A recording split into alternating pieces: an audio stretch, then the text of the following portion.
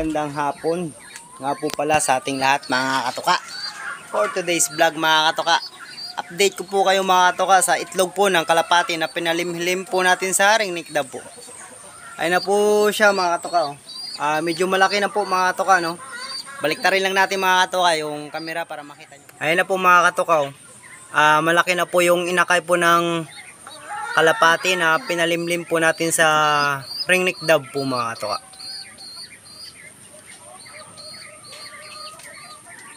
Yan mga katoka, no?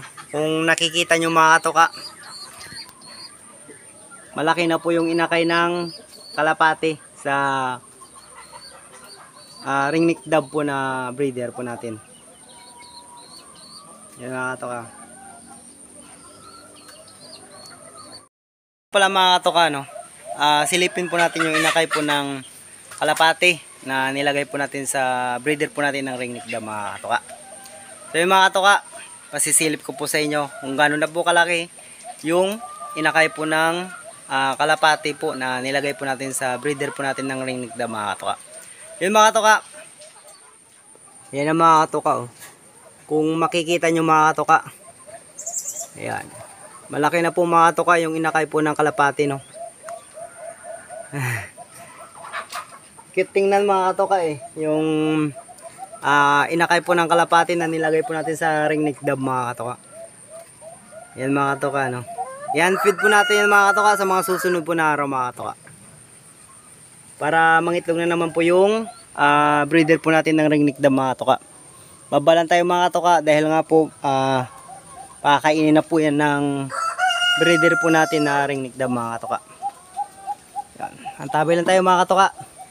Titingnan natin mga katoka kung paano pakakainin ng ringneck dove yung inakay po ng kalapati natin mga katoka. Yan, tinuturing po nila mga katoka na parang isang anak po nila mga katoka, no? Yung kalapati. Yan. Antabay lang tayo mga katoka. Balikan ko kayo mga katoka pag pumunta na po yung breeder po natin dun sa inakay po nila na fake kalapati po pala, ano. Yun mga katoka, antabay lang po kayo. Yan na nga po mga katoka, ano. Pinapakain na po ng babae mga katoka yung inakay po ng kalapati mga katoka. Yan mga katoka, oh. Dito tayo mga katoka para makita nyo mga katoka, no. Yan mga katoka, babae po na ringneck dove yan mga katoka. Kasi po ito po yung lalaki mga katoka. Yan po. Medyo lapit tayo konti mga katoka para makita nyo talaga. Yan mga katoka, oh.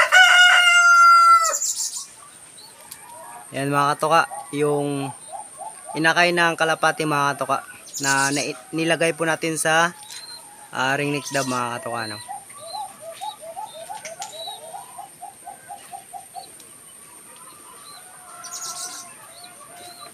Mas malaki pa mga katoka yung kalapati, no. Sa mga susunod po na araw mga katoka, update ko po kayo dyan mga katoka kung gano'n na po kalaki yung inakay po ng kalapati. Yan mga katoka. Cute nilang tingnan mga katoka, no.